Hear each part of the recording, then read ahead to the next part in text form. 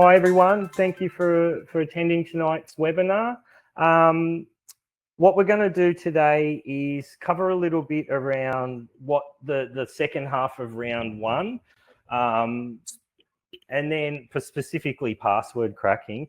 We're also going to use these PD sessions as an opportunity to update you on anything coming through the pipeline in regards to the competition, any of the challenges that we might be seeing popping up, and just, you know, just give this as an opportunity to kind of make you aware of anything that we're seeing. So what I might start with is thank you, just a big thank you to everyone. Like, good effort. It is a challenge with getting these sort of technology into schools and working of it, and we appreciate your patience and all the you know, communication that you've done to kind of get it to this point. Most of what we've seen has been, like I say, firewall protocols at a school level, or just, you know, accessing the ports on the VM. Like they're pretty much the two major things we've seen. Just for your knowledge, what we've already discussed as a kind of next step for next year is launching the competition a little bit later, and we'll actually pin down a lot of this technology a lot earlier. So when you're registering for this, you'll be able to do a lot of that preliminary kind of technology setup and testing as soon as you register. So we'll make a few improvements on that next year, but I think, like, comparing it to where we were last year and this year, I think, you know, embedding new technology into schools and getting the teachers and the students using it within a few days, I think's a good effort. And again, it's just working through schools individually when they need that extra support. But thanks for all your help. Again, use the support line if you've got any requests or you need any assistance. We've been pretty quick on that. Like, we're turning things around quite quickly just to ensure that students are up and running. So for us, it's a priority to make sure that all your students are logging in and are comfortable using the platform.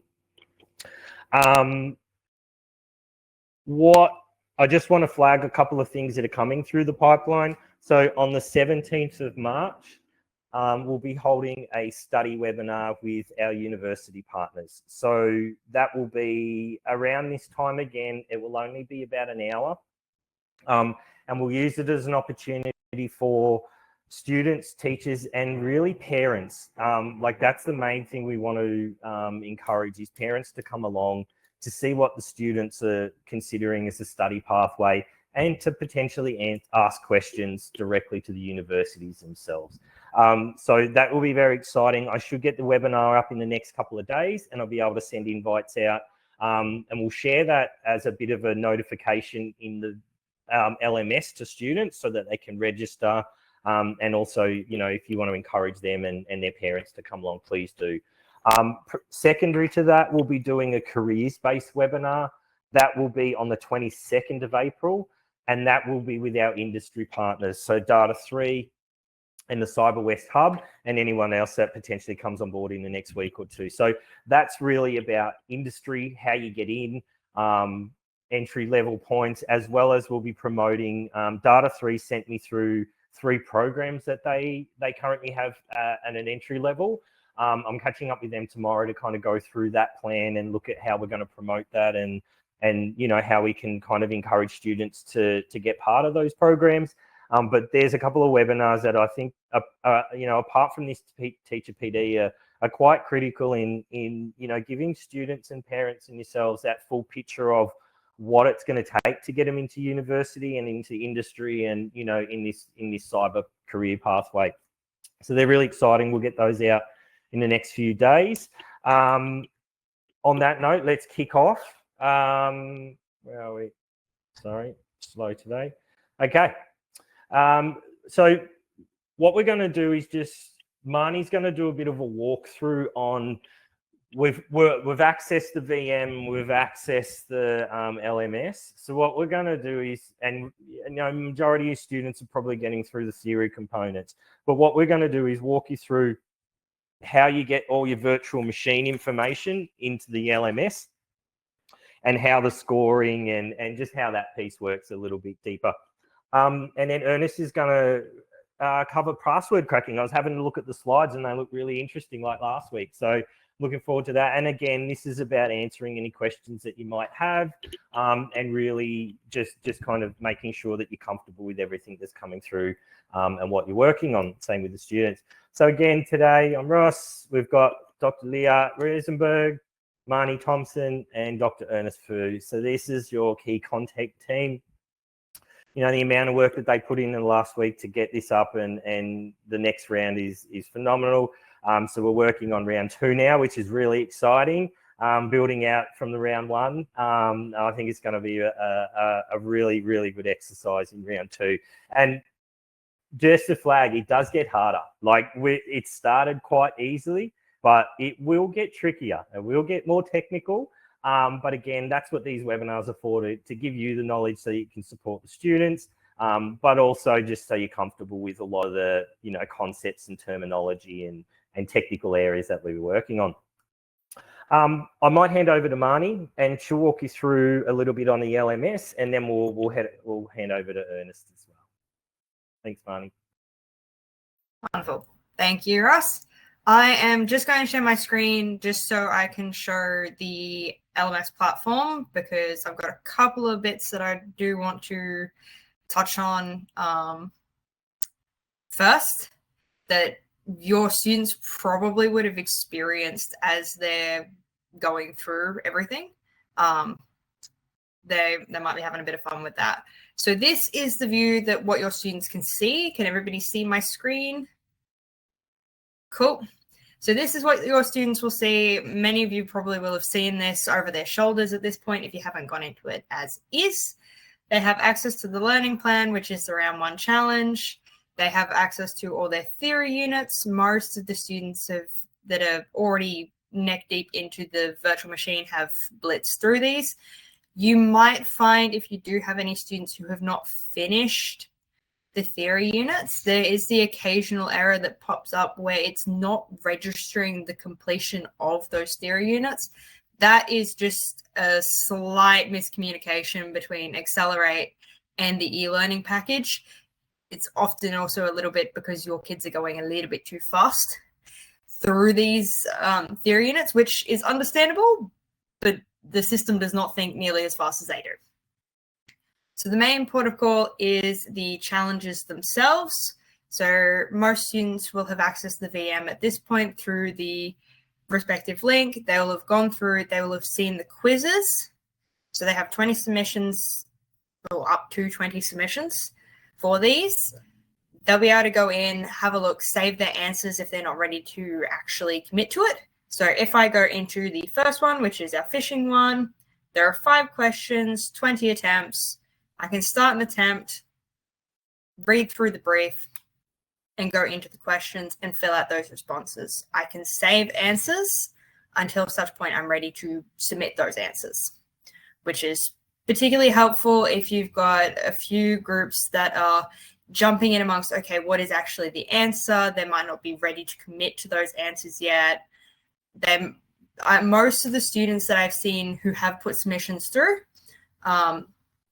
they've done pretty okay in terms of, okay, cool, like they've given themselves wiggle room in terms of still having a bunch of submissions left to go in case they need to adjust answers. Nobody has gone through and spammed a bunch of their submissions. One of the questions that did pop up was getting answers from the virtual machine into the LMS. So I have open a virtual machine window, which I am going to poke open if I can find where it's gone. All right. Can everybody see the virtual machine? I'm sharing a particular window, so it should be fine. Cool.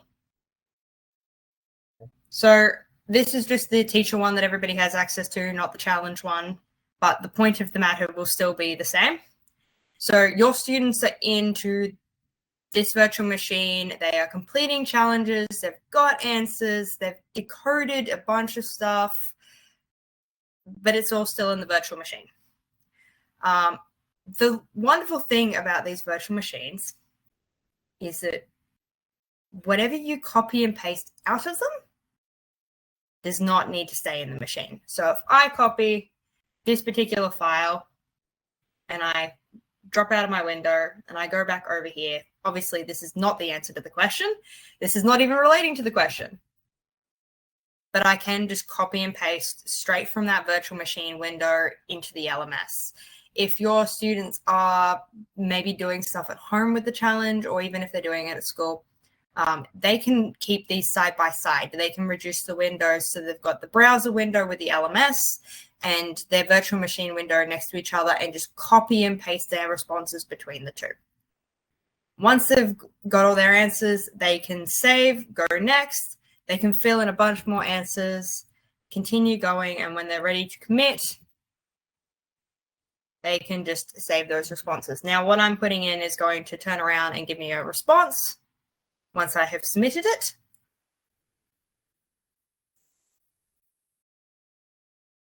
Points, unsatisfactory. They still have 19 more attempts. So they can do those attempts all the way up until the due date, which at the moment is the Monday the 10th, or until they run out of submissions. If they get questions right, it will tell them that they get questions right. It will not tell them which questions they get right. They will find that out at the completion of the round.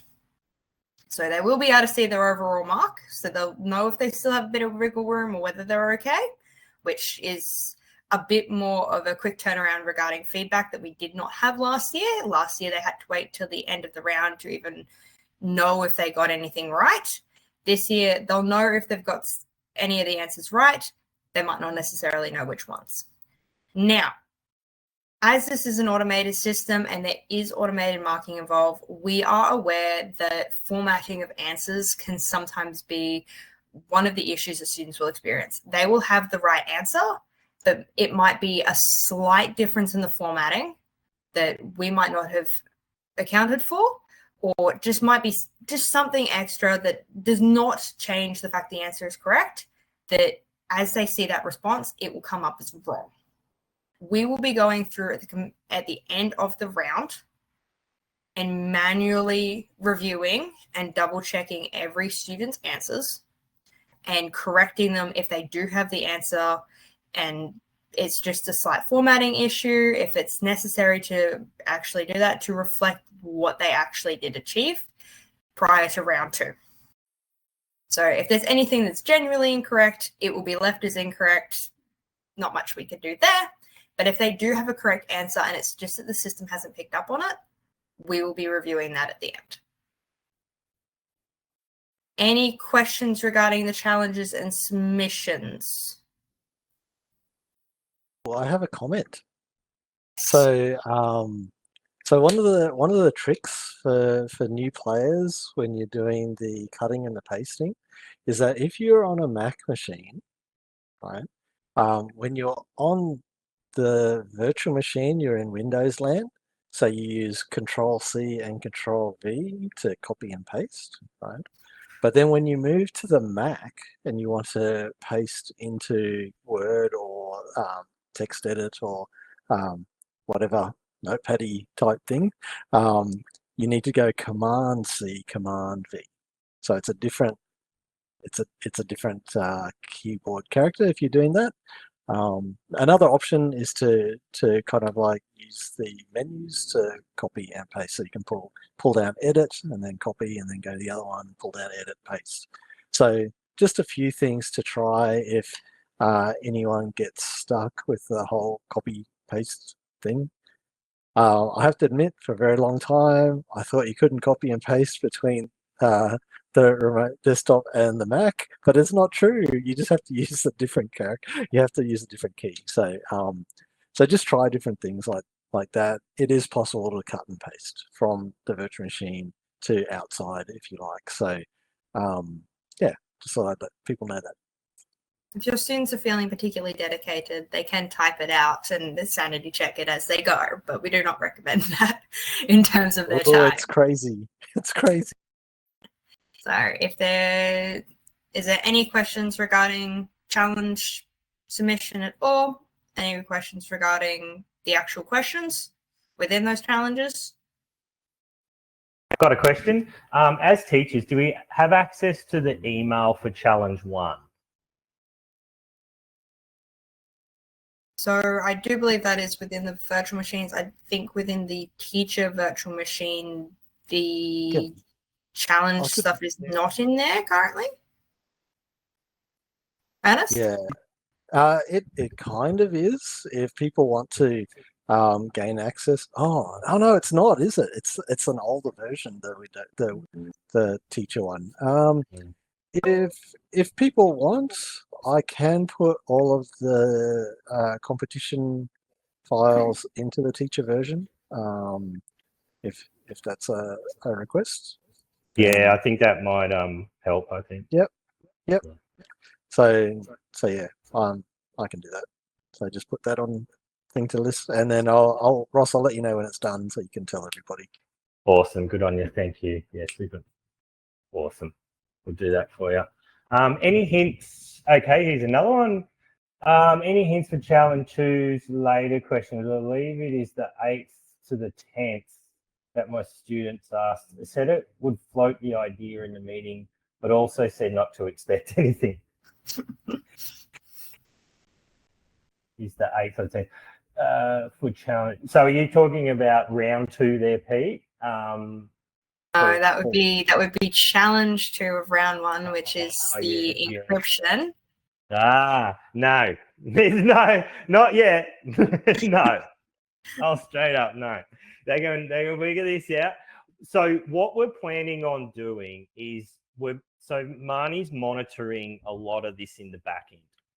So what we'll do is come probably mid next week, we'll have a look, and if we're finding that their students are really struggling on a particular topic or a particular question, we can push notifications and hints and stuff out via the LMS, so they'll see that when they log in and they'll go, okay, here's a hint, I can go and look at that. So absolutely, we consider sending out hints and tips, but we want to give the students a go at doing themselves before we do that, just to see what the baseline is for knowledge out there. But it's a bit early for those hints yet, Pete. You've only been in it barely a week, mate. Jeez. Okay, cool. Any more questions? Then we might head over to Ernest. There is one, which is there a good instruction guide or video series for students to help teach them Hashcat? Ernest, have you got any recommendations there? I haven't seen any videos. I know this is horrible, but I just read the documentation. But yeah, we can go through that after this, this talk anyway. When I do the talk, it's all about Hashcat and John the Ripper. So maybe I'll answer that question when we get to the end. Yeah, because I'm not going to let anything. No secrets get out here. Okay, cool. I mean, yeah. I saw a slide. I saw that word hashtag in your slides. That's why. Right at the end when I actually give the hints away. Yeah. So I'm like, here's one we prepared earlier. Cool. We'll look over to you, Ernest. I think you might be able to see your slides up on the screen there. So yeah, all yours, mate. Awesome. Thanks, Ross. Thanks, Marnie. Yeah, sorry, it appears my network connection is slow, so I've turned into a blue circle instead of my face, so apologies for that. But hopefully everyone can still hear me. Is that right? Yep. Okay, cool. All right, so today we're going to talk about authentication and password cracking. So let's talk about the theory behind authentication first. Yeah, we do it all the time. It's all about validating who we are to a particular system, right? So you pick up a phone and most of the time the phone's unlocked, so you'll have to put a password in. Anytime you go to work and you have to get onto work systems, you have to put in some kind of authentication so the system knows that you're the right person accessing the system, right? So there's actually several types. You can start thinking about authentication in a bit more detail. So there's different types of authentication, okay? So usually whenever we think about authenticating on a system, it's the client reporting his identity to the server. his or her identity server, sorry, and that's basically what we do all the time. We're authenticating ourselves to whatever the system is. But on the other hand, this also happens behind the scenes sometimes, right? It's not always compulsory, but it should be, where the server actually reports their identity to a client. Okay, and so this is sometimes not necessarily verified or done every single time, but it should be. So it does mean that when we go to the bank website, that the bank website authenticates itself to our phone, so we know for sure that we're actually talking to the bank instead of some fake web page somewhere. Okay, and rightly so. So the bank wants to know who we are. We want to know what that the bank is who they are as well. So usually whenever we go through authentication, there's a set of steps that we go through. There's the initiate step, where usually it's like, you front up to the ATM or whatever and say, here I am, kind of thing. So usually it's kind of like an initial message that says, hey, I'm here. And then what happens is the other side will usually challenge you, right? They'll send you back a thing that says, all right, tell me what the PIN number is. Tell me what the password is. And so that might even just be a matter of putting up on a web page or displaying a web page which has the username password field. All right. So then we're going through the next stage where we actually need to prove who we are. Okay. So the challenge, once the challenge comes through to you, you might have to do something with it. So the challenge would be, what's the password? So if you're a machine, you actually have to try to retrieve that password. For us humans, maybe it's automatic, but sometimes if I haven't used my key card for a long time and I'm sitting at the ATM, I have to go, what's my PIN number again? I have to actually think of what my PIN number is and remember what it is, because sometimes it automatically looks at my face, but instead when I'm actually trying to get money out of a machine, I have to think what the PIN number is. So that's where we have to compute, or we have to look up an answer, right? Say there's a challenge, someone's asking you for a password. What is the password? Oh, there it is. And then we respond. So we put the password in to the field, and then it sends back, right? So there's a few little steps here, initiate, challenge, response, that we go through really quickly and people don't really think about it.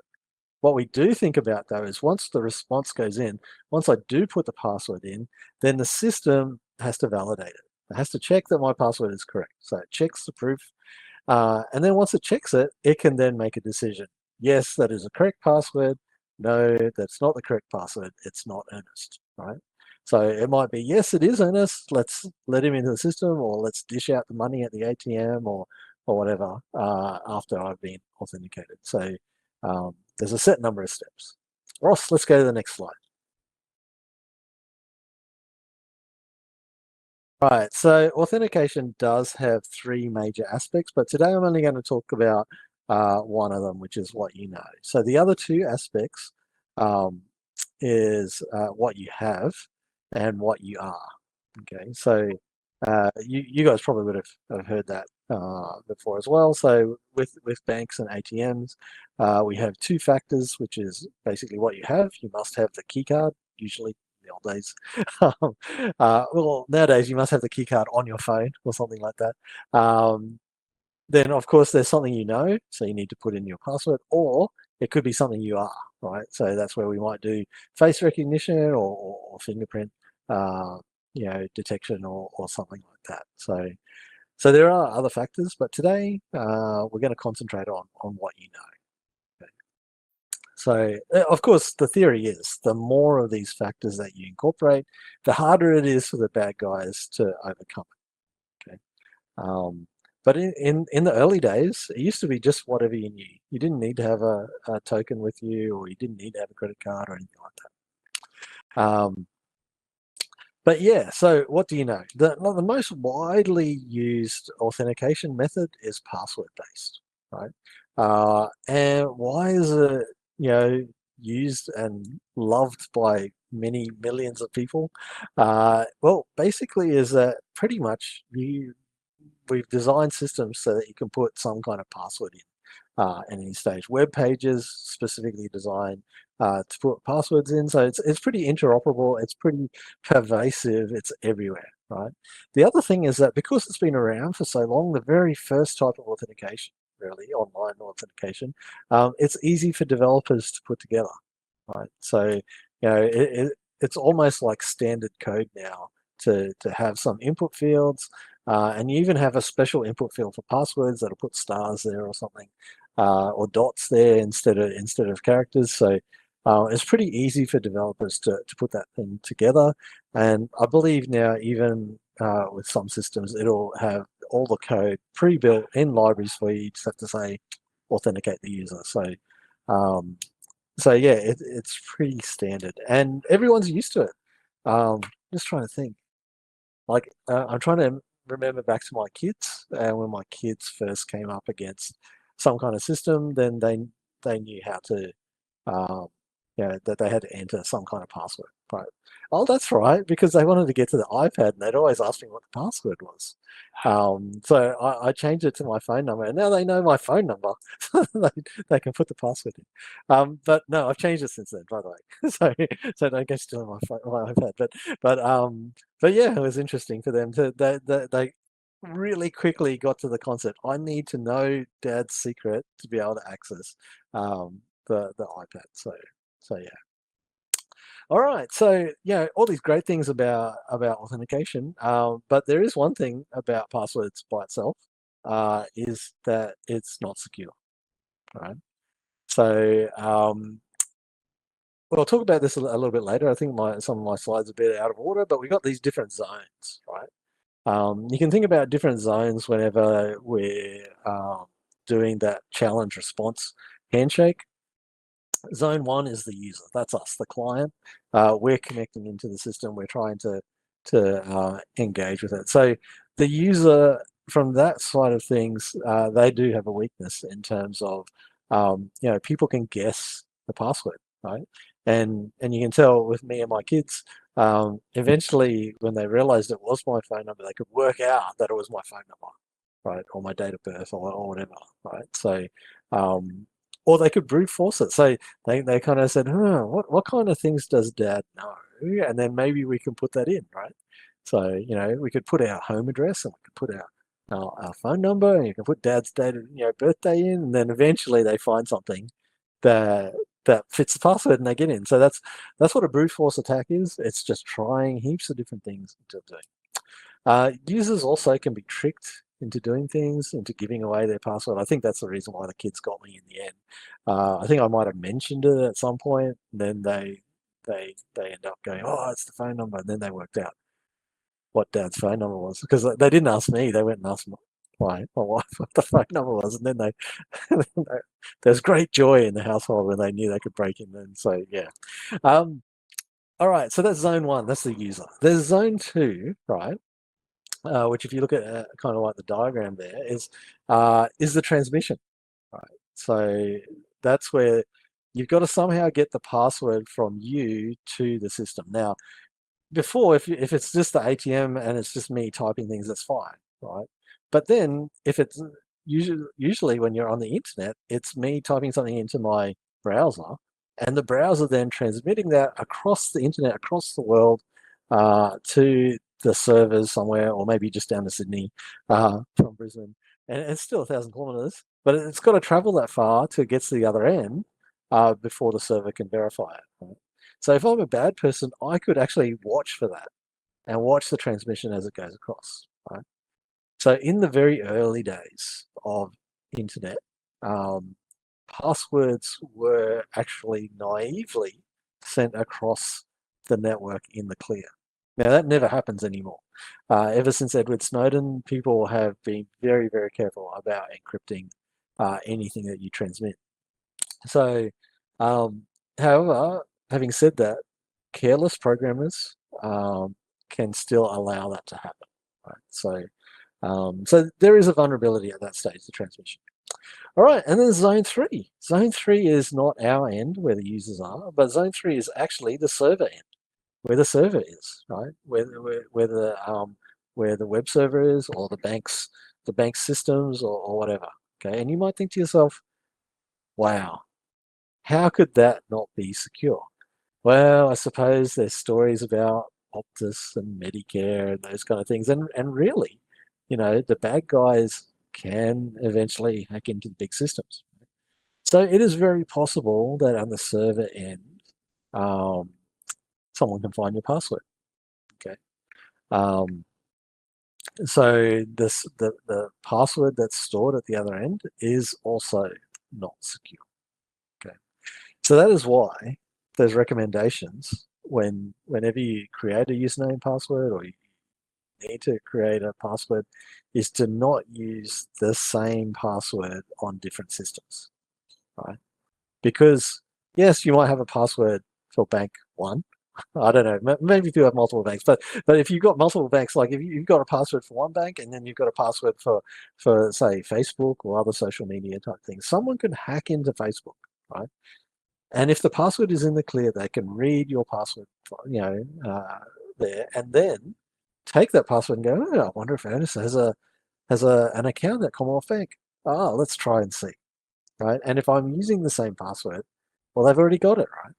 And then they can use it to hack in the system. So really, you don't want to have the same password on multiple systems because you can't trust the server. Like, you might trust yourself, like, no, they can't get it out of me no matter how much they beat me down. I'm never going to give my password. So you can trust me, right? You can trust yourself that you're not going to give your password out. And you can trust that the system, when you transmit it across the networks, you're using, you know, encryption and all that kind of stuff, so it's secure, right? But you also have to trust that the server storage at the other end also holds your password in the clear. If it doesn't, then you mitigate your loss by only saying, well, they got that one password, right? But then they don't get all my passwords or a whole bunch of my passwords. So you've got to make sure that passwords are unique for each system that you get into. All right, next one. Aha, I'm being hurried along. Yep. Oh, we skipped a few. Did we? I went the wrong way, didn't I? That was your last know. one. I don't know. That's password, and then this one. Was it? Okay, I can talk to this one too. All right, so we're talking about storing things at the server end, right?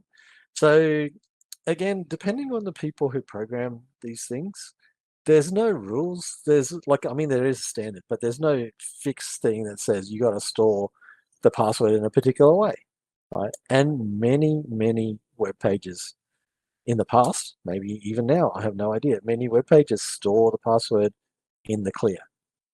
Okay, so that's why when you hear of the big breaches at Optus and those kind of things, you kind of go, I hope they did the right thing and I hope they encrypted the passwords. But, you know, it just depends on each individual programmer and each individual system.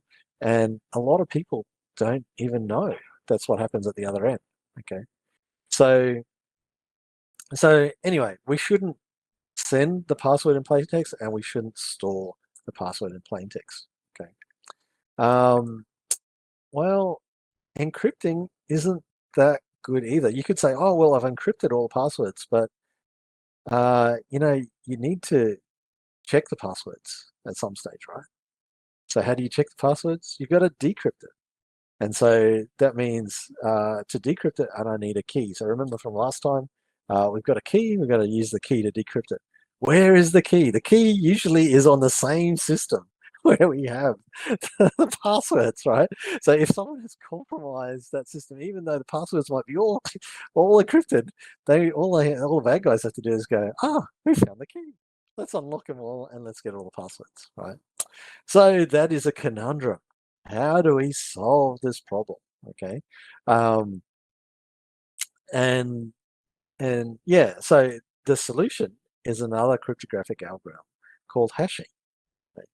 And so what hashing does is it actually generates, you could conceptually call it a fingerprint, a digital fingerprint. Sometimes people might think of it as a checksum, where it's kind of like basically it produces a unique number that's associated with the input that you give it, right? There's really cool things about these sets of algorithms. So cryptographers, again, develop hashing algorithms. So you can think of it as like encryption, right? And in actual fact, some hashing algorithms are actually encryption, but they throw away the key, which is really weird. That you encrypt it and then you throw away the key, but you get a whole bunch of rubbish, right? But it just does depend on how you use it. So the hashing algorithms have particular properties, right? When you hash something, it always has the same length output. It's weird, right? I might have something, a really massive plain text message that I put through a hashing algorithm and it comes out as something really small, right? But that something small will be a fingerprint, a representation of the larger value. Right? I could put a very small value in and then it pads it and grows it up to the same length. So no matter what the size of the input is, I always have the same length output. Okay, I don't have to worry about keeping keys secure because I've gotten rid of them. There's no keys in hashing, though there are certain types of hashes which do use keys, but that's more advanced kind of stuff.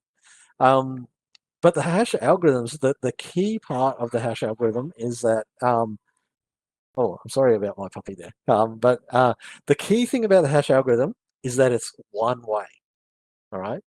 So we have examples of two-way algorithms, like addition is a two-way algorithm because you can add something and then you can subtract something to get back the same original value. All right. Multiplication is a two-way algorithm because we can multiply something and then we can divide to get back the original value. Right. So think about this. The concept of a one-way algorithm is that you can run a function on it. You can do some kind of mathematical calculation. It comes out with an answer, but then it's really, really hard to go back the other way. Once you have the answer, it's really, really hard to go back to the original value. And that is the important thing about hashing, right? You just got to imagine it's impossible almost to go back to the original, okay? And the other thing about hashing that's really cool is this thing, it's called collision resistant. So it does mean that for every input, you get a unique output, right? So it means the output will be different every single time, right? And so you can't have, so basically what that means is if I have a message that says, let's say, hello there, I go through and I get an output, right? Let's say the output is 7. Okay. If I get a different message like goodbye, see you later, and I put it through, I can't get the same output for a different message, if that makes sense. So if I got a hello there message, it comes to 7. I can't put in see you later and get the output of 7 again. Right? Does that make sense? The outputs are unique to the message. Right? And then the other key thing is that if I use the same message, hello there, I will always get the same output. I'll always get 7. Right? So these properties of collision resistance, which means whatever input I give, I get the same output, and that input is like the output is unique to the input. Okay. The other thing is that it's one way, so I can't go back. If I get given the number 7, it's really hard for me to get hello there out of 7, right? So so going backwards is really, really hard. Right? So these properties for hashing allow us to store passwords, because what happens is that instead of storing the password in the clear, we store the hash of the password. Okay, so if you think about it, you can't go backwards. So if you store the hash, you can't find the original password back again. Okay, does that make sense? That is the beauty of hashes. Okay. So let's go to the next slide. I think I've been talking about the next slide ahead of time. So here we go, next slide. You can see these are the properties of a hash function.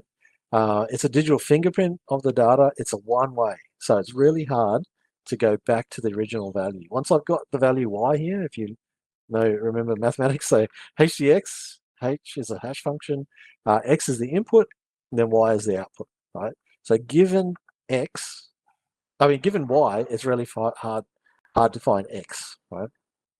The collision freeness is basically, the the single input, you can't get the same output. It's always going to be a unique output. Yeah. And the other thing that's really good, especially for storage people, is you've got variable inputs. It's large sizes, small sizes, but you're always going to get the same size output at the end. So that means, depending on how many users, that's how much storage you need for their passwords. Okay. So people use hashes for verifying integrity.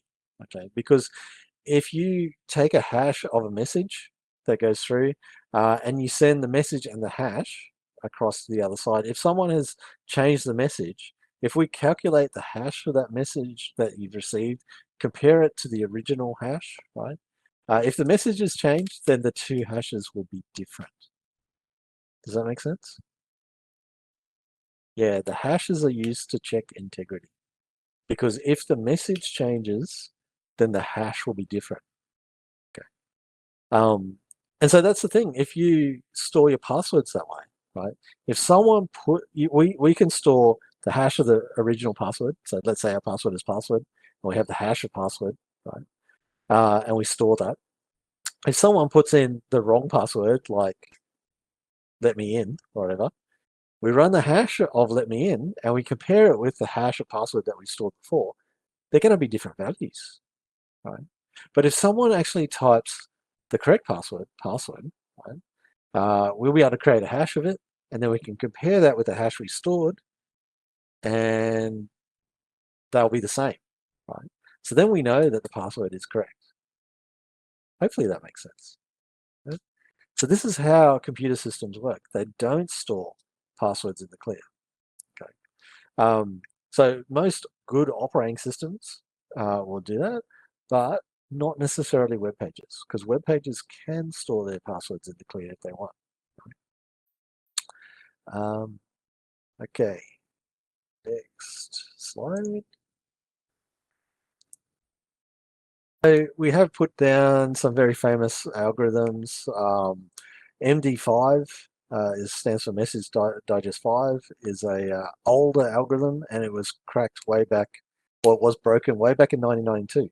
But we still use it, sadly. But yes, we still use it. Mainly because it's so pervasive, especially for communications integrity. It's used a lot, right? So people said, well, it's kind of broken, but we're not going to use it for anything serious. So we just everyday messages we kind of use, right? Then there was another algorithm called SHA. And I forget, I think it's also named very much like RSA, but it's named after the people who made it. But anyway, SHA has lots and lots of different versions. And now the standard that we all use is SHA 256. And I guess maybe we could be using SHA 512. And the number at the end, the 256 and the 512, goes for the length of the character, length of the hash. Okay. So I think MD5 is only like 128 bits long, so it's only very, very small. And you can see the little example there, flank east, attack at dawn, right? If we use all the different hash algorithms, it produces a random output, but that random output, if we run MD5 on that, every single time we'll get A8A blah, blah, blah, right? If we run the SHA1 algorithm on it, we get E0182F whatever. And you can tell SHA1 is a little bit longer, right? But all of the SHA1, whatever message you give will always be that length. And so for SHA 256, I think that's 256 numbers across there, right? So, and you can tell that even if the message flank east attack at dawn is shorter than 256 characters, the properties of the hash function mean it'll extend back out to that size. Okay, so nowadays we use SHA 256. It's just a little bit harder to crack. Okay, it's unbroken so far. So there have been competitions. So AES was the result of a international competition. So SHA-3, which is the next generation of hash functions, is yeah, it was the result of a competition as well. Anyway, we use hash functions in communications and in authentication all the time. All right, next slide.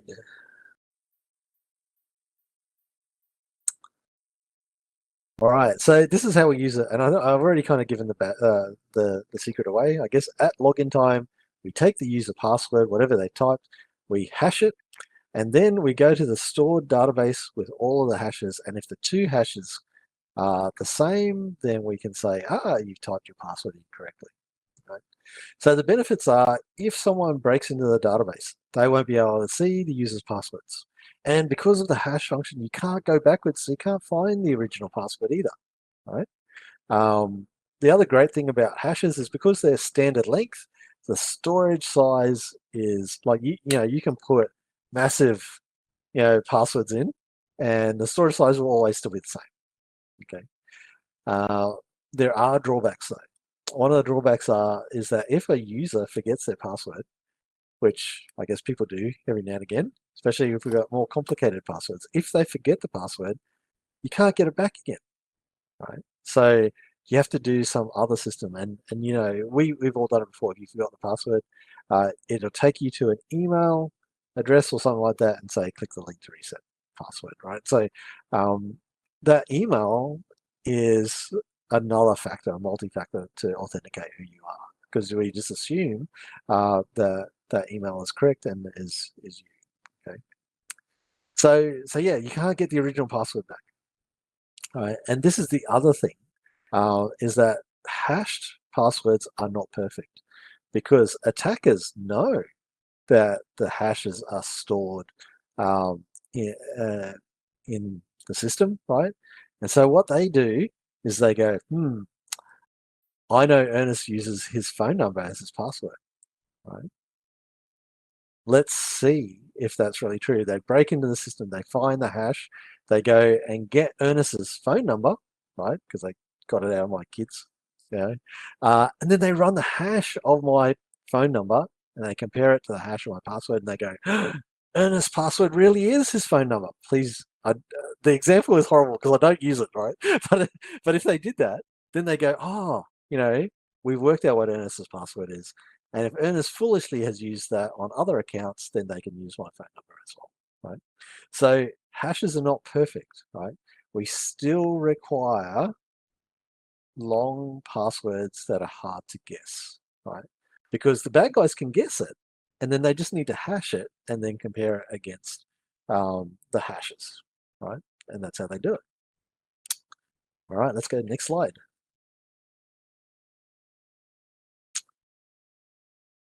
All right, so this is the key, right? The same passwords compute to the same ciphertext every single time, right? So if I had a password 123456, it always goes to the same hash. Okay, so if I use a very common password like password, or easily found out password like my phone number, then people can use the hash. They know, they can find the hash within the storage, and then they can go, that hash is very well known to be the word password, right? So then they can look it up. So these things, so what the bad guys did was they just said, hey, let's get a whole bunch of common passwords, like 123456, a password, and QWERTY, and baseball, and dragon, and whatever, and let's make a whole bunch of hashes, right? And if we happen to break into Optus, they'll have a whole bunch of hashes which are all their users' passwords, right? And then we can see if they've used these common passwords or not, okay? So yes, we can't be slack and use common passwords still, because what the bad guys can do is they can actually do this really quickly, because they can pre-compute those things. These well-known passwords like password, right? They can compute the hash ahead of time and store it in a table.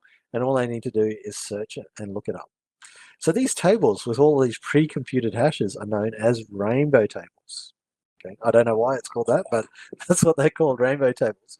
And so you can look them up. So you're in essence reversing the hash to get the original plaintext, but you're just making massive guesses all the time. But this is what happens. People do it, right? And people pre-compute all these things, and they sell the pre-computed hashes online for people to be able to look up. So yeah. And are these case sensitive? Like when we used to talk about, make sure you get a capital and a number, and so even the predetermined hash. So if I used a capital P, that MD5 hash would be different to if I used a lowercase p. Yep, it will be different. Okay. Yep. So that's but you know the bad guys right? know that we use capital P for password as well, so they'll store password as well as a capital P password, and then so they'll look it up. So they can do it. So so in essence they're reversing the hash, right? So how do we solve this problem? The solution is salting, right? So I think the next slide will tell us about salting. So we go to the next slide. The next slide. So what salting is we go, all right, bad guys, you can work out the hash, but what if I add an additional random number to the passwords that people send in, right? So I might type in my password, right? But then I've got this random salt, right, that I sprinkle on top of the password. So I always add this to the password. Then I can defeat the pre-computed hashes, right? Because the output is different. But just whenever I need to check it, I just have to add, add the salt to the beginning of the password. So that's what that thing in the side there, the salt concatenated with the password and then hashed will get us a totally different hash, right? And the beauty of it is that, well, we can give the salt out to the bad guys if they want, right? But then they still have to sit down and pre-compute all of these hashes. So it does depend that the bad guys don't have large amounts of computing power or whatever, but nation states do. So yeah, but this is what standard operating system on Unix and Windows has, is that they will have a salt value for the user, and maybe that salt value is different for every user, and it's attached to the user's password to create the hash, which is then stored. Okay? So Linux definitely does that. If you actually looked inside the file which stores all the hashes on Linux, it's Cetra Shadow. If you have root and you can look at it, you'll see that it'll say the username information, but then this is the information for each person's password, right? They're actually a sequence of $signs that separates the things. The first set of $signs indicates the hashing algorithm. So there's many different algorithms. So I told you about, I showed you some of those, MD5 and SHA-1 and whatever. So this one is number 6. I'm not sure which one number 6 is, but it's hash algorithm number 6. And then the next value between the $signs is the value for the salt. And then between the $sign and then the end of that string is the actual hash of the salt concatenated with password together. Okay? So it's all stored there inside the password type things. Now the thing is, salting doesn't increase the computational difficulty of cracking one password, right? But it does make pre-computation hard. Right? The thing with rainbow tables is that they've already pre-computed things, so that means cracking things is really quick. Okay. But it doesn't prevent replay attacks or other kinds of things. So another type of attack called pass the hash, where the bad guys actually crack into the system, get the hash value. They don't actually have to reverse it to get the password, but what they do is they feed the hash value directly into the system and then they get in that way as well. So yeah, it just depends. There's always something the bad guys can do. But anyway, this is where we're at. All right, next slide. We can do other tricky things. We can stretch the hash chain. That's where you can actually hash the hash of the hash of the hash, right? So you can see that value about halfway down the page there. You can see we get the hash value, then we hash it, then we hash the hash value, then we hash the hash value, right? That just causes people to do a whole bunch of calculations, right? So that means that whenever you verify a password, instead of just doing one hash calculation to verify a password, we have to do however many we're stretching it by. So in this case, like 3 or 4 times we have to do the calculation. So, but that is the sacrifice we have to make for additional security, right? But it does also mean that when people create the rainbow tables, then it's really hard because they have to make the guess, but then they have to hash it multiple times as well. So it just slows the bad guy down, right? So bcrypt is also known as another cipher called blowfish. It was made before and a long time ago, around DES time actually. But anyway, bcrypt is used as a particular hashing format as well. All right. Okay, next slide. I'm thinking I'm getting boring now, so I got to go faster. This is really good. Like, and personally, like I used to work at before I started here, I was at a company, and we built high-end websites for like councils and and that type of like high traffic and high security. And I used to put a lot of proposals out, and one of the value propositions was we would always say that passwords are salted and hashed. I never knew what it meant. You know. I never knew what it meant, and now I actually get in the bigger picture like what that meant and the value by presenting that to the client. That's really interesting. Yeah. So I mean, this is why if you do hear about those things, then that's why we do those things, right? So the other thing which you probably would have heard about is the length of the password. So in the old days, I think at one stage you could get away with 6-character passwords. Then it was 8 characters for a long time, right? But then now you go to places and they go 20 characters you can't get away with, right? And so because the thing is, the longer your password is, the more characters that have to be guessed, right? There's a lot more. They might work out that you've got a 40-character password, but the combinations of 40 characters is a lot more than the combinations of 8 characters, right? So it means that you have to check many, many more times. So the entropy calculation is a lot longer, right? So that's why, security people have said, it's better to make it longer than more complex. If it's longer, you can remember things, right? You remember how to spell words, right? But yeah, the complexity makes it harder for us to remember, but doesn't really add that much more to the entropy, because the computer doesn't know the words, but we know the words. Does that make sense? So to the computer, it's just a string of characters, right? So the string of characters may as well mean something to us, right? Rather than the computer itself. So yeah. All right.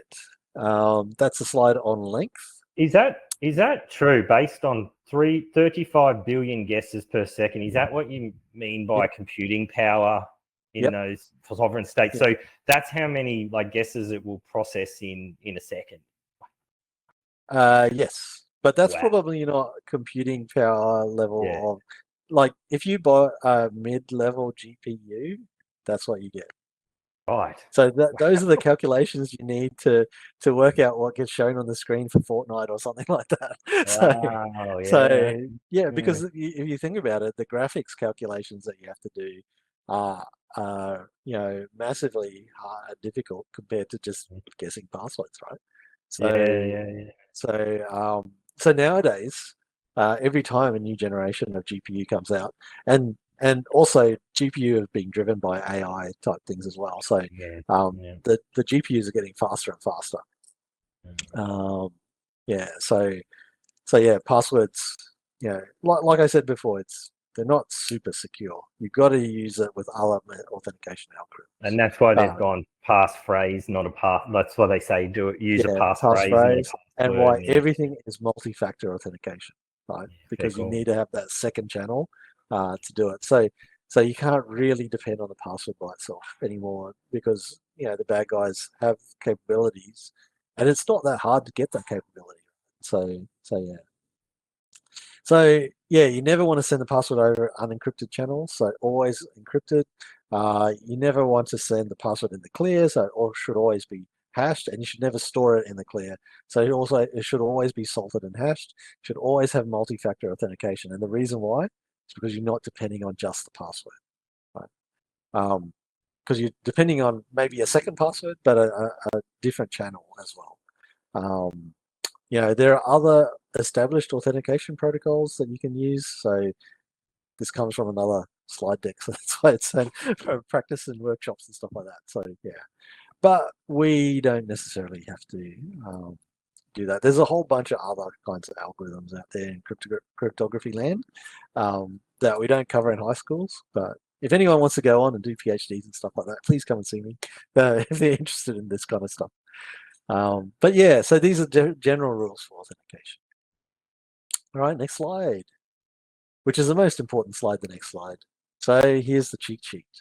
Okay, further competition, right? There's many different ways that you can try to hack the hashes, right? So there's definitely a sequence of difficulty for the first round challenges. So the phishing is reasonably standard, but then the next stage is all the decryption things. After completing the decryption challenge, you will then go on to the hash, password cracking challenge, right? You have to finish the encryption one first. You can't skip it, and that's just the way it's being presented, unfortunately. Okay, so it's usually the more advanced students who will get this far. All right, so there's many different ways of using these two tools, and both of these tools are installed on a virtual machine, but the virtual machines don't have any GPU power. So if students want to try to crack things on their own computers, because I look at my son who plays computer games, and I don't even know what computer games they are, but I look at the amount of money he spent on the GPU, and I go, you know, that was like, 6 months of you working at McDonald's that you paid for that thing. And he goes, yes, and it's not fast enough. But anyway, he has massive computing power on his gaming PCs, and I imagine your students would have as well. So that's why you can use the virtual machines to crack things, but it may suck up your 10 hours. So it's easy enough for students to copy and paste the hash strings onto their massive gaming computers and use those tools. So that could be one of the things that we recommend that they can do. John the Ripper and Hashcat are very common kind of password cracking tools.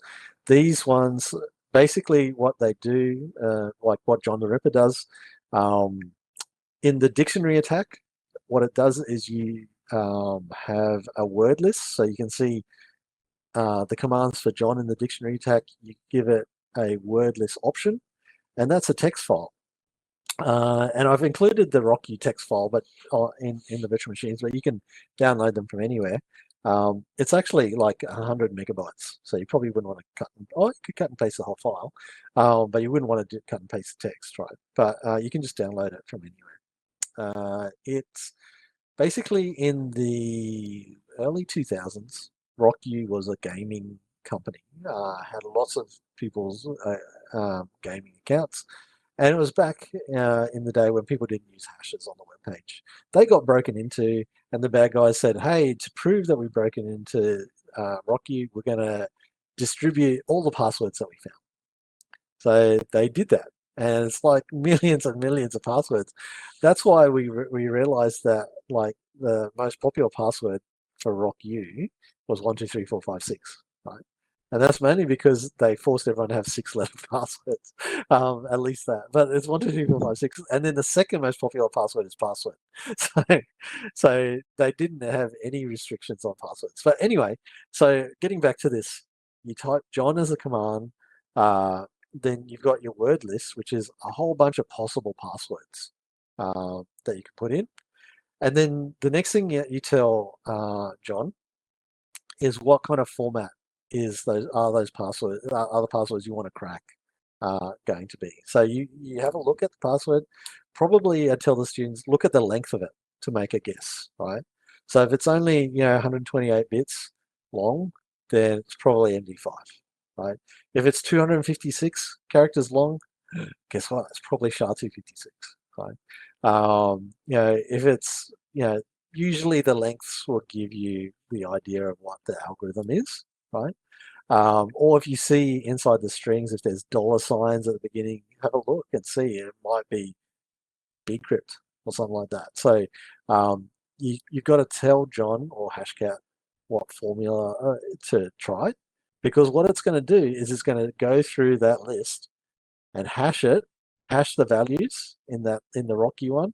So we'll go to password, hash password, and go, is password this hash3.txt that I've got there? Hash. So hash3.txt is where you put the hash, right?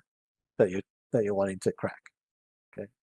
So you just go through that, and it churns away. So depending on how nasty Ernest has been in making the challenge, it might be straight away, or it might be a couple of minutes, or it might go get a cup of coffee and come back stage kind of thing, right? It all depends on the CPU that you're using. All right, so John is pretty cool because it tends to check to see if you've got GPU and maybe try to avail itself of GPU if you've got it. Otherwise, it uses CPU quite happily. Hashcat, on the other hand, has been designed to use GPUs. So not so nice on the virtual machines who have no GPUs. So with Hashcat, the -m flag actually is the same as the format in John. You have to read the documentation for hash, the help in hash, and it has a whole bunch of algorithms that it knows. In fact, Hashcat knows more algorithms than John does, right? And then next to each algorithm is a number. So I think 1700 is SHA-512 anyway. So you put that in. And yeah, I think the -a is some of the options that you can give it. And then, you know, hash3.txt is your input, and then rockU is your, oh, okay, yeah. So I think the -a is actually telling what kind of cracking algorithm that you're going to do. So the 0 is the dictionary attack. The 3 and the one above it is the mask attack. Those kind of things. So what does the brute force one do? Is you actually can set up a mask and say, I think that I want you to crack this password. And so instead of actually giving a list of possible passwords, you can just say, I think this password has 6 characters, right? And so you got your question mark A means any letter, right? If you think that it could be a D as well, you could go question mark D. So the first one could be a digital, like a number kind of thing. Does that make sense? So have your students read up about the documentation for masks, and you could set up a particular mask for it to run through. Okay. And then, so the option there that says fork basically means how many CPUs do you want it to use. So if you've got 8 CPUs, you use 8 CPUs. On the virtual machines, each of the virtual machines has 4 CPUs, so don't go beyond, say, 2 or 3 there. But if you're at home and you've got a i9 or something like that, you can go to your heart's content, depending on how much CPU power that you have. But yes, so I think the U symbol in the mask means any character, so it could be any kind of like special character as well as letters or numbers or whatever. So look up the specifications for that. The masks are very useful, but the one down the bottom is where you can do hybrid of both the mask as well as the words in the word list, right? So you go question mark W and it'll pull in a word from the word list and try that as the test for the hash, right? So if the students decrypt all of the decryption things, there's a little clue there that says, hey, I like passwords of this particular format. Okay, so the strategy there would be to read the hint inside there and to do that. So you don't have to use the rockU password. If the hint says, I like this particular topic area, then, or, you know, making passwords in a particular pattern, then the students themselves could make their own word list, if that makes sense. That fits the clue and then try those passwords, if that makes sense. Right? So you don't have to use the famous ones like if the users can gather hints from the decrypted messages, then that might reduce their password cracking time. There you go. That's did a give a good hint of- point. It's actually a really good point, and I think that's something you probably want to pass on to your students. That definitely that, and time management is critical with this because it's something that you need, obviously to run. And I think Marnie, last year, this is where a few teams fell down from a time management perspective. Is they kind of left this till the last minute, and then they didn't realize how long it took, and there was 350 passwords to crack. Not as many this year, obviously, but that was an issue, wasn't it, Marnie? Yeah, so we saw, especially in like the last week of the challenge, all of these students submitting answers and just submission after submission after submission, just adding on to those passwords, because as we got further down the password list, they got harder. And a lot of students took it on themselves to write their own algorithms for password cracking and for brute force, which ultimately took time. I know a couple of students in particular who left theirs running all weekend just to crack, because that was where it ended up. Obviously, we do not have 350 passwords to crack this year, but it is one of those ones where they're going to want to allow more time than not. They don't want to leave it right until first thing Monday morning. It's very much if they can get through to it. Because I think that's the thing, is that, if they do have their gaming machine at home, they could easily cut and paste the hash and try it on that machine. But you could also try it on the virtual machine as well. The things are there to do it. There's not that many, but then there are hints to reduce that word list down. So you could try those millions of millions, but then you'd be there, like Marnie said, you'd be there all weekend trying it. But if you can cultivate that word list, then that reduces things down a lot. So finish round 2, because that will give you hints to streamline round 3 and make it a lot quicker to solve the challenge. So definitely pass that tip on to your students, I think. Yeah. Challenge 2 and challenge 3, round 2, round 3. Yeah. Nobody used that quite that far ahead of thought. Yeah. So unfortunately, here's another hint. You have to decrypt the hashes. So yeah. Awesome. That was really good. Questions over to everyone online.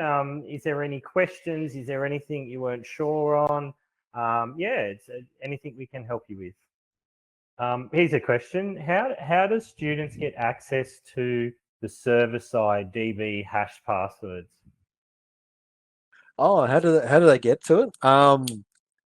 Follow the clues. I think as they decrypt more and more, there's like basically 10 messages that they got, and pretty much the last one will say where the DB hash passwords are, and then once they get to that one, then they can start doing tracking. So it is a progression all the way through. Did I give too many hints away, Marnie? Just say it's too late now. Cutting it close. But no, I don't think so. There's a lot in this, and they're working on some pretty intense concepts, and like I've absolutely noticed the level up in the content this year. Like it is challenging and it is a bit harder than last year, but they've got the time to do it, and that's what this is about. Like, these are the types of tasks, and this is what they need to do if they went into, certain security roles in industry. So, getting them across these concepts is critical, I think. And, even if they don't get through it all, they should at least attempt everything and just give it a go. Sit down and think about it. That's the one thing I've kind of picked up from everyone talking about it, is like, stop and think about it before you just jump in and start doing stuff and answering questions. And if you do get stuck, just think about the scenario, think about what you're doing, and just think about what you might have missed or what else you can do in that space. Which app is best used to compare the generated hashes to the DB hashes? And string comparison?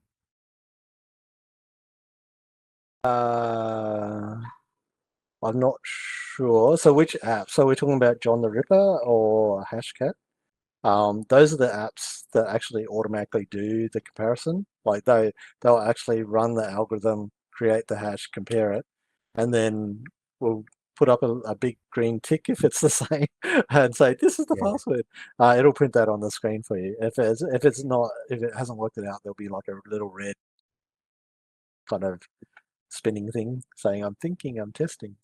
So those are the two main apps that are used in industry as well. So that they can explore. Look, I think there are other ones online. So you can even go online. Then they have the cracking passwords online, but then they also have limitations as well in terms of no one's going to let you have access to their massive GPU. They'll only go so far. But yeah, there are some there as well that they could try. But yeah, those two, John the Ripper and Hashcat, tend to be the ones that do that, the comparison. And the best recommendation is not to necessarily do that within the VM because it chews time and it's not going to be the highest computing. So they won't do it on just the actual desk. Even if it's just on the laptop, will be better results for them. Some laptops have GPUs. Yeah. Money. How does round 1 and 2 scores work? Does the average both determine if you are into the semi-finals, or is there some other way of calculating it? I do believe currently the goal is it's going to be the additional of your round 1 and your round 2 score, not the average. So whatever you get for round 1 plus whatever you get for round 2, hopefully equals top 16. But yeah, no, we won't be averaging out the scores because that's just going to make it probably a little bit hard to actually determine that top 16. And we thought also, we were discussing it. We were like, well, the students are probably going to learn a lot in round 1. Round 2 is when they're going to excel a little bit more, and they would have been over those basic concepts. So we might see a really nice uplift in a lot of teams for round 2, and that should ideally bump their average up over the first 2 rounds as well. Yeah. Okay, don't have a code string. Are the scores round 2 are the scores in round 1 and 2 have different weights? Marnie, that's you. So at the moment, the score for round 1 is an overall out of 100. It will probably be roughly the same for round 2 as well, just in terms of it will be different depending on the breakdown of topics. So if you've had a look through the questions for round 1, one section's worth about 20, the other one's worth 30, one's worth 50. That's depending on the actual content within the challenge. That'll be similar for round 2, but yeah, the overall is probably going to be about 100 again for both. So it'll be an average, it'll be a total score of up to 200 points going into round 3. Thanks. Yeah. Cool. I'm sure you'll still have 2 teams in the final again, so I'm not too concerned about the amount there. And those online, so Merrimack did very well last year. They had about 4 or 5 teams, and 2 actually got into the finals. But I think for me personally, what was the best thing that come out of that was there was a team of grade 7 girls that got into. They actually got 18th, but they punched above their weight to get. I think they were 2 points off the top 16. And for us, they were punching above their weight to absolutely get into that scoring kind of space. So we actually let 18 into the top 16 last year. And there was actually a female student at the school that at the start of the year wasn't sure what they wanted to do. And then by, I think it was round 2, they decided they were going to do cyber at uni, and and we met them at the finals, and they were doing it, and we met their parents, and had a really big impact on kind of the direction and the focus of why we do this now. You probably heard that in my discussions with you individually, but yeah, Pete's team school did really well. But again, that's why we're doing these teacher PD sessions, is to give everyone that level playing field and to understand it a lot deeper. give us an opportunity to update you on things that we're noticing and give hints and tips and just, you know, make sure that you're comfortable with what's happening. So if there's no more questions, we might call that a day. The next session is the 12th of the 3rd, so that's going to be round 2, just before round 2 launches. So that's probably a pretty critical one that you want to pop along to as well.